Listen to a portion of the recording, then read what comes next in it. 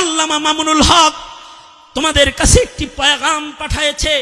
বন্ধু হিসাবে বন্ধুর পয়গাম তোমাদের কাছে পৌঁছে দিতে এসেছি।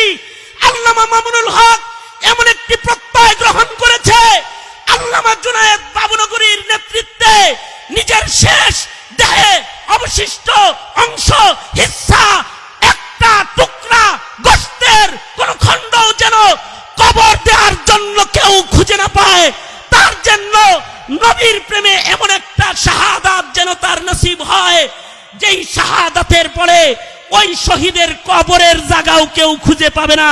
সুতরাং পয়গাম হলো, বাতিল শক্তি মামুনুল হককে উঙ্গুলি দেখাবে না। মামুনুল হকের শাহাদাতের তৈয়ারি রয়েছে।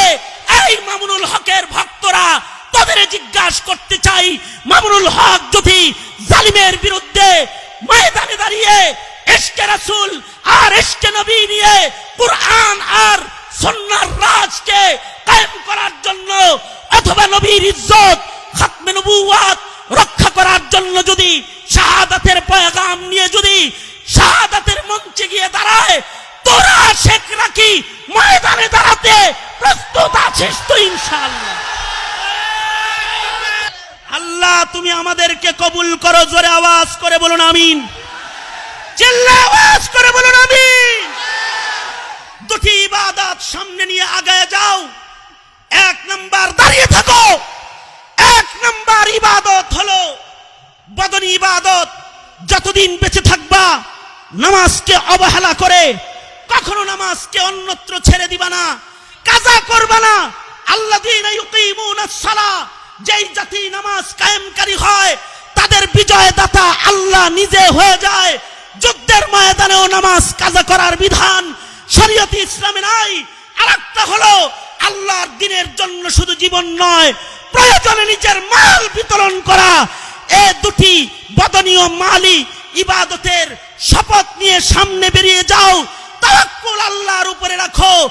আল্লাহ তোমাদেরকে লাহুম দারাজাতুন ইনদা রাব্বিহিম, আল্লাহ তোমাদেরকে বিজয় দিবে। তৈয়ার আছো তো ইনশাআল্লাহ? আমার সাথে শপথ করো, ইয়া আল্লাহ ওয়াদা করিতেছি আর নামাজ কাজা করব না। ইয়া আল্লাহ ওয়াদা করিতেছি আর নামাজ কাজা করব না, আর নামাজ কাজা করব না।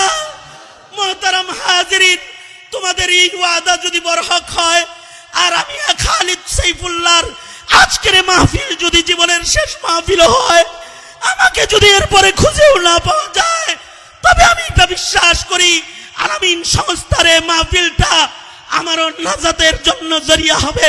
আল্লাহ তাআলা ঈমানের এই গুণগুলো আমাদেরকে অর্জন করার তৌফিক দান করো। চিল্লায়া বলুন আমিন।